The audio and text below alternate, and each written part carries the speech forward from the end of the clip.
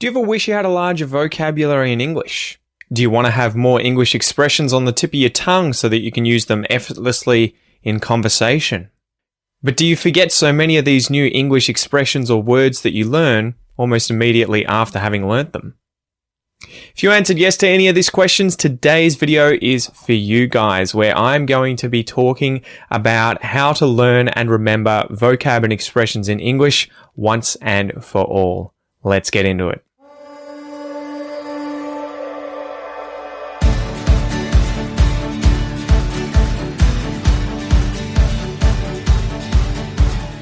G'day you mob, my name is Pete and I'm the host of the Aussie English Podcast, the number one place for anyone and everyone wanting to learn Australian English, as well as get a fair income dose of culture, history, news and current affairs, everything like that. So today I am answering a question from a young man named Mosen. Now, Mosen sent me a message on Instagram that reads, "Hi mate, first of all, I want to thank you for the great content that you make and put on the podcast and Instagram.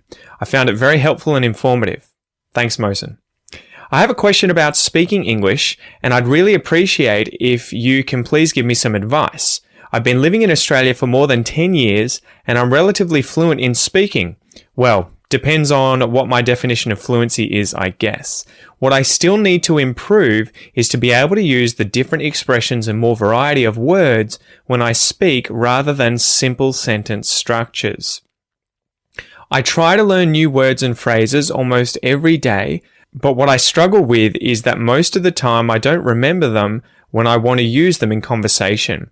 I've put together a list of all these phrases that I would like to use on a daily basis in speaking, but rarely do I remember them during the day.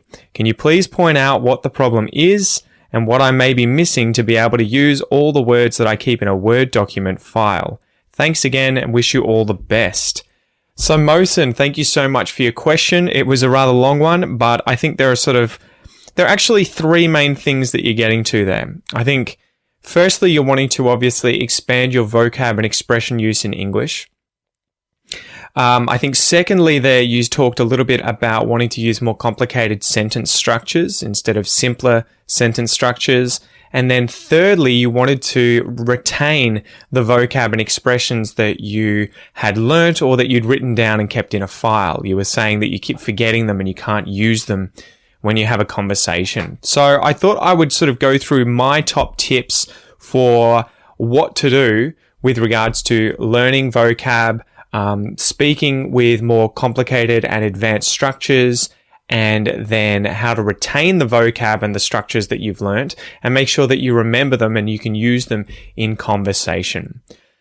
So to begin with, okay, how do you expand vocab and expression use in English? There's no real secret here. It's just exposure, right? The more exposure you get, the more you're going to improve, the more you're going to learn. So the time spent on task is a very important concept here.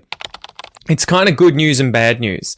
There's no secret one size fits all shortcut or, hack or tip that you can just implement and, tomorrow you're going to be speaking with all this advanced vocab and expressions. But it is good news in that it's just time spent on task. It is just exposure. It's just practice. The more you do, the better you're going to get. You just have to keep pushing. You just have to keep grinding. Okay. So I covered recently in my top tips for speaking English like a native speaker video, where we were talking more about fluency. I covered in that video a lot of suggestions on how to go and learn new vocab and expressions and then sort of internalize them, right? How you can go away, learn those things and then use them in fluency. So go and check that video out. It'll be linked up above here if you want to learn about those things. But to sort of summarize here, I would say find the kinds of materials or content that you enjoy consuming, things like TV shows and podcasts and audiobooks where you've got audio but also the transcript or the subtitles, and then be using that as your study content. And what's more, I would say try and focus on the kind of content that is related to what you want to be speaking about in day-to-day life. So if, for example, you're an engineer, I would be trying to find podcasts or audiobooks or even TV shows where the kind of language that they're using is related to what you're going to be using on a day-to-day basis, right? Because then the vocab you learn, the expressions you learn can sort of slot straight in to your daily conversation, okay? Whereas if you are a nuclear physicist and you're watching a lot of Big Brother, chances are Big Brother is probably a bad example because it's kind of, daily expressions and stuff you'd probably get out of that.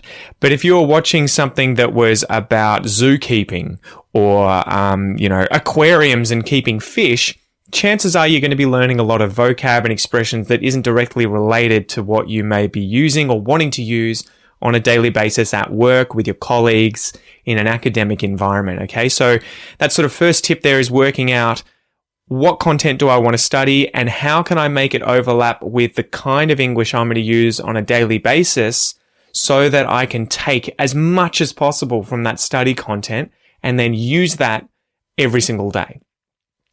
The next thing is studying effectively and also enjoying your leisure time. Okay. So when you are spending time on this task, and trying to improve, in this example, your conversational skills or your retention of vocab or just your English in general, it kind of gets chopped into two parts. And we'll cover this a little more later on, but you'll have your study time where you are very attentive. You are obviously studying that material in order to improve whatever the thing is, in this case, English or your vocab or expression usage. But then we also need to pair that with leisure time, where you're still reinforcing that activity or that task or the thing you're trying to improve, but you're doing it in a fun, playful, less sort of attentive kind of way. So you may want to spend a smaller portion of your day studying intently and then more of your day just absorbing the content in a leisurely way, in a fun way, where you're not spending as much focus, attention, energy on learning anything specifically. It's just absorption, okay?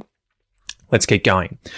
All right, so that's sort of the vocab expression and how to expand it. I would say it's the biggest thing here is just get in and get as much content as you can related to what you are wanting to use day to day, the kind of language that you want to use. Try and get those things to overlap as much as possible, the audiobooks, podcasts, or videos or series. Make sure that you have some study time where you are studying, but make sure also the bulk should really be leisure time. You can't really study for something like 5 hours straight. You should be doing short, sweet, kind of intense periods of study, and then have these longer, more relaxed periods of leisure, and they kind of complement one another. Again, I'll get into that a little bit later. But now let's talk a little bit about how to use more complex structures in English. Now, you are going to have to go out of your comfort zone. You can't kind of do this passively, right? I mean, there is a passive component to it where in your leisure time or when you're reading or something, you're going to absorb more of these complicated structures. But the way to kind of supercharge this, the way to kind of accelerate this process is to have an active component in your study or in your practice where you're going to be using new structures or more complicated structures in English. So you may want to do something like, as we talked about in the previous top 5 tips for speaking English like a native speaker video, mining content from the videos or the other content, the podcasts, the audiobooks that you are listening to, that you're consuming, that you're studying, finding the kinds of structures that you would like to use or that you think are useful in day-to-day English that you think you could use when speaking, when at work, when giving presentations, and then writing those down and making sure that you study them later. Okay. And again, we'll get into that shortly about the techniques on how to study it. But I would be studying things and looking for connection words. I would obviously be looking for more advanced grammar and how I could use that grammar in my own sort of work environment or conversational environment with my friends, socially. I would be searching for those terms, for those structures, I would be writing them down, and then I would be studying them over a period of time until they were internalized and I could then use them effortlessly. And this is what I do with Portuguese. A lot of the time, I am sort of absorbing it passively from my wife when she speaks to me or I'm watching TV shows. But when I know that I'm having trouble saying something in Portuguese, I either ask my wife how she would say that thing, or if she has any phrases I can use, or I go online and I use websites like Tatoeba or Reverso, search for the phrase in my native language, English, and then look for the translation in Portuguese, check with someone like my wife, and then study until I can use it and I can remember it. All right, so now let's get on to the most important part here, which is the retention of the vocab and expressions that you're trying to learn. How can you learn new words, new expressions, new phrases, and make them stick in your memory, make them last, so that when you're having conversations with people in English, they just come out spontaneously. You don't have to think about it. You know, they're on the tip of your tongue. You can just say them. The first thing to cover here is probably that, as you'll know, memory can kind of be largely divided into two categories, right? Your short-term memory, where, say, you meet someone and, you probably, like me, have problems remembering names. The name will be in your short-term memory for about 30 seconds. If you don't use it, if you don't think about it, usually after about 30 seconds, it's gone and you look like an idiot when you ask for their name again.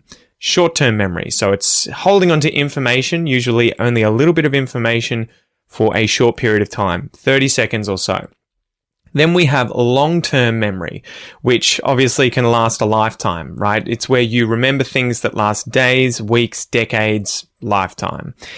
So, for instance, I am probably never going to forget my parents' names. I'm never going to forget where I grew up. I'm never going to forget, the species of rat that I studied during my PhD. It's all been moved from my short-term memory into my long-term memory a very long time ago.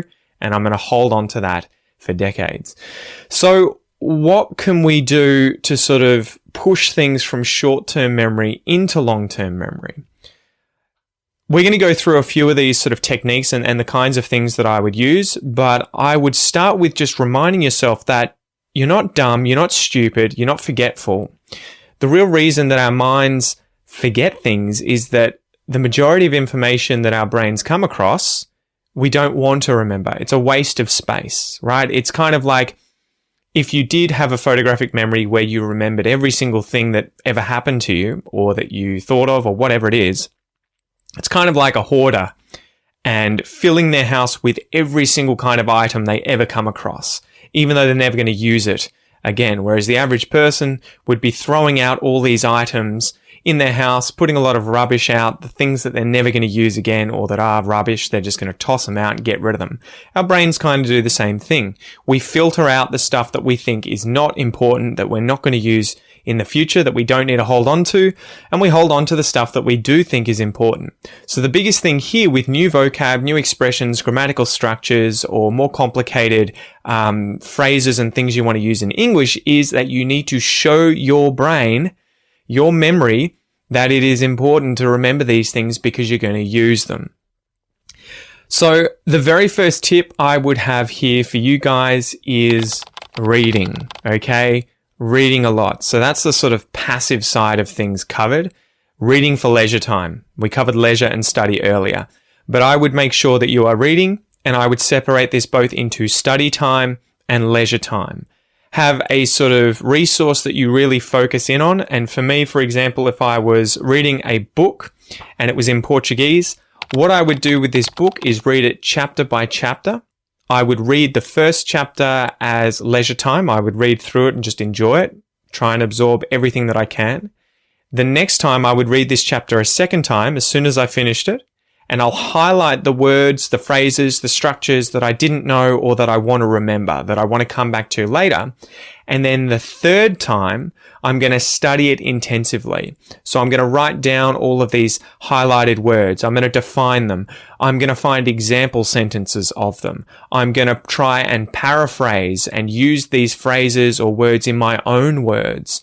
And then thirdly, I'm going to read the same chapter 2, 3, 4, 10 times, okay? So that I am absorbing those same words, those same structures again and again and again, okay? You can do that over a period of a week. You could do that all in once in the one day, but it's probably better to try and stretch it out, not just sort of do it all in one session. But reading a lot is a big key to learning vocab and expressions and grammar and structures and holding on to it, okay? So tip number 1 is just read like crazy. Whilst we're here talking about reading, I should mention there is this law of sort of diminishing returns with vocab, meaning that, as you guys all know, the most common 100 words in English and in your language usually make up 50% of the words on a page in a book.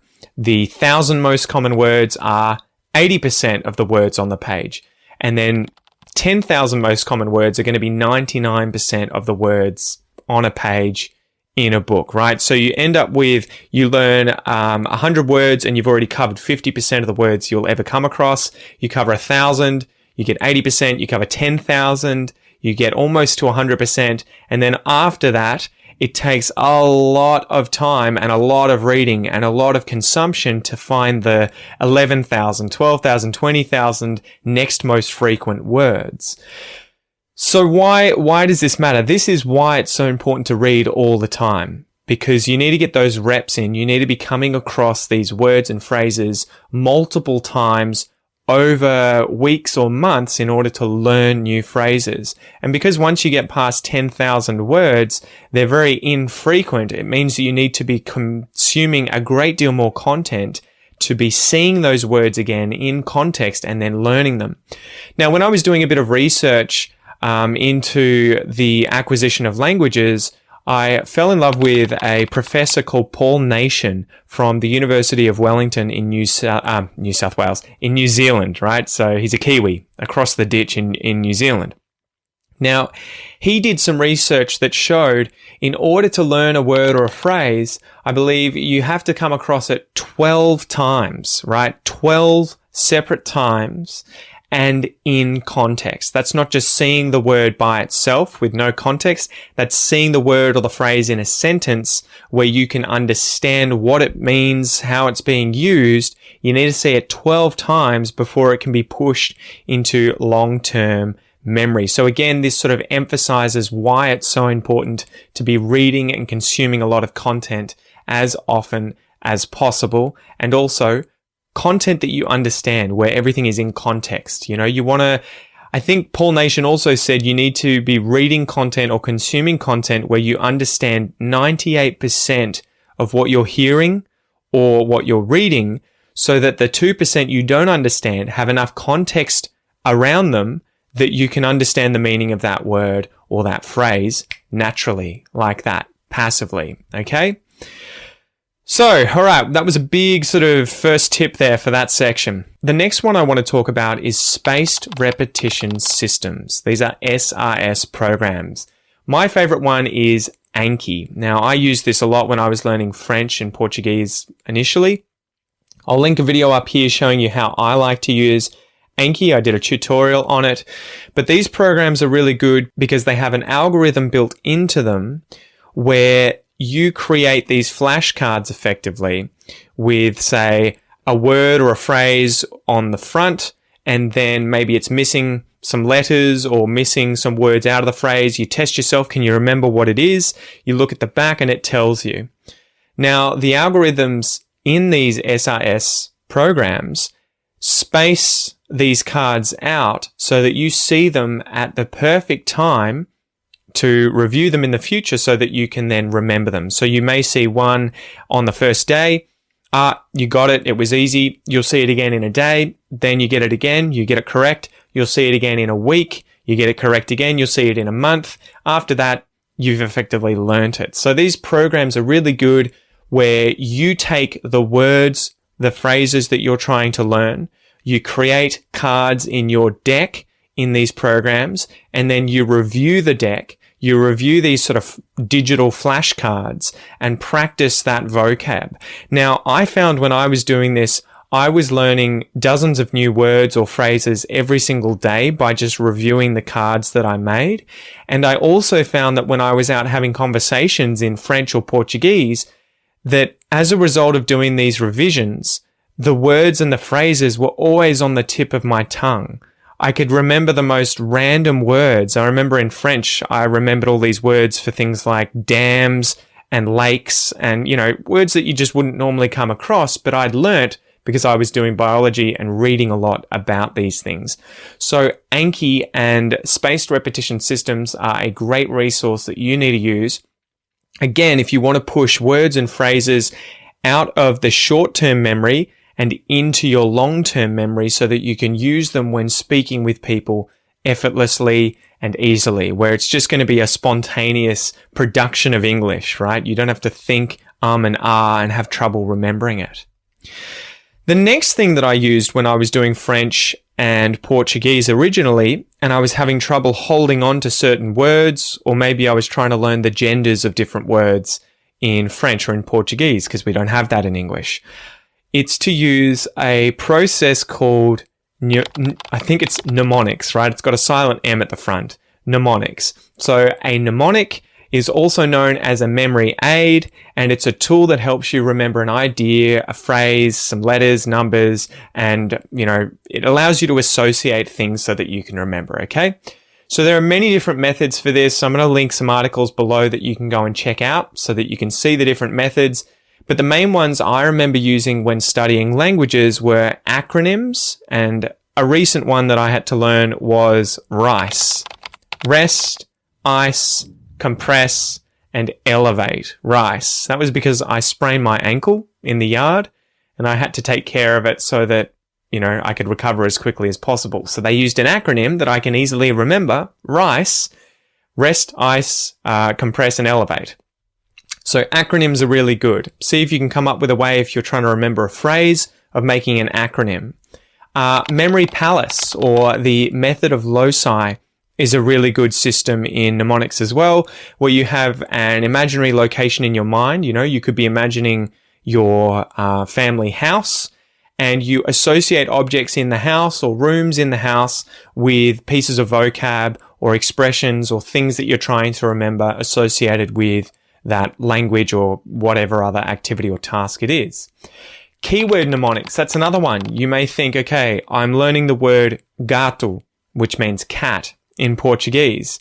It sounds like gate in English. So maybe I imagine in my head a cat on a gate. There's a gato on the gate. Okay, now I'm going to remember when I think of what's the word for cat in Portuguese. Oh, it's on a gate. Oh, gato. Okay, so keyword mnemonics is another one. And then lastly, there is a really cool system called chunking. And this is where you organize information into easily learnt groups. So how would you do this in English? It would be learning a phrase instead of a single word. Learn an entire phrase, right? So that you have other words that are all associated with one another. So you're not just learning a single word, you're learning a whole bunch of words, and you're also learning that phrase and how to use that phrase. So it kind of reinforces itself as well as the word that you're trying to learn. And yeah, it's a really good process.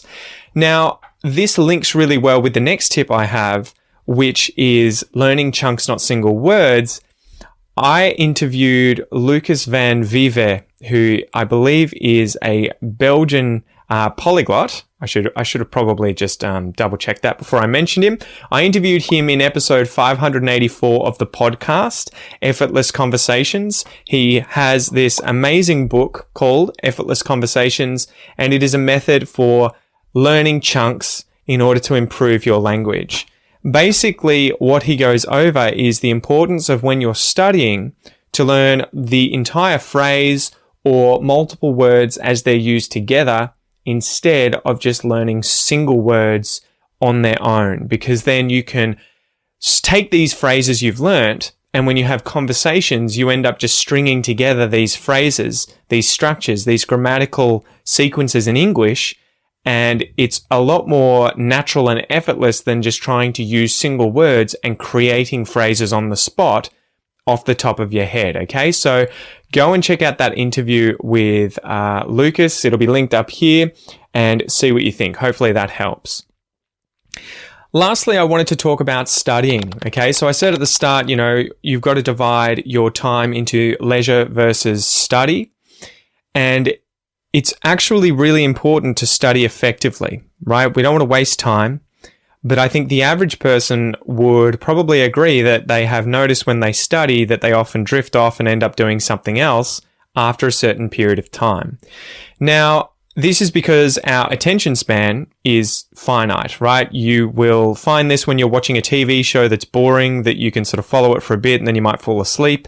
It might be when you're reading a book, and you find it a little dull and you've read the same thing a dozen times and you can't remember what it said. Could be in a lecture and you've sort of started dozing off and you're not following the lecture anymore. I watched a lecture recently by Marty Lobdell, who was a professor of psychology at Pierce College in the United States of America, and it was called Study Less, Study Smart. I'll put that up on the screen here. This was a really good lecture where he talked about how to study effectively. One of the biggest takeaways from this lecture was the fact that our attention span when studying is between 10 and 20 minutes. It's something like a maximum of 25 minutes for the average person. So we think we're doing a lot when we study for 2 hours, study, but really what you're doing is studying for 20, 25 minutes, and then after that, you're kind of just wasting time. So a lot of what he was saying in this lecture, he gave a lot of other tips too on studying effectively. But one of the biggest points was to use the Pomodoro technique. Now, the Pomodoro technique is effectively study for 20 to 25 minutes and then give yourself 5 minutes or 10 minutes of a rest, of a break. Go do something entertaining. Go and relax. And then come back once refreshed and repeat the process again. It's called Pomodoro because I believe Pomodoro is Italian for tomato, and the little timers that you can use in the kitchen are Pomodoro timers, and you can use those. You can click it up to 25 minutes, wait for it to tick down, then you have your little break for 5 minutes, and then you can use it again. Now, this is probably a really, really important piece of advice to use. When you are studying with Anki, more is not better. Less and then intense focused study is good. It's better. Go away, take some time off. Take a day off, do it again the next day, or separate it out into chunks. Do 20 minutes in the morning, do 20 minutes at lunch, do 20 minutes in the evening of whatever thing you are studying, okay? So separating your study out into these chunks, making it more effective like that. And then if you really want to keep, studying or consuming the content, switch into your leisure time. Spend an hour watching a TV show lightly without really focusing on it too much, and then study heavily later. So that was sort of the main thing I wanted to talk about here at the end with study. I'll also link below a 6-minute review of the Study Less, Study Smart lecture by Thomas Frank. He's got a great YouTube channel you should check out too, where he talks about study techniques and how to get more out of your day and be much more efficient when you're trying to learn something. So there you go, guys. That was a big answer motion, but hopefully you see this or you hear this, and hopefully you get a lot out of this video. Hopefully you can implement these techniques and use it to level up your English. I'm Pete. This is Aussie English. I hope you've enjoyed it, and if you have any questions, please leave them down below in a comment, and I'll try and create a video like this for you in the future. See ya.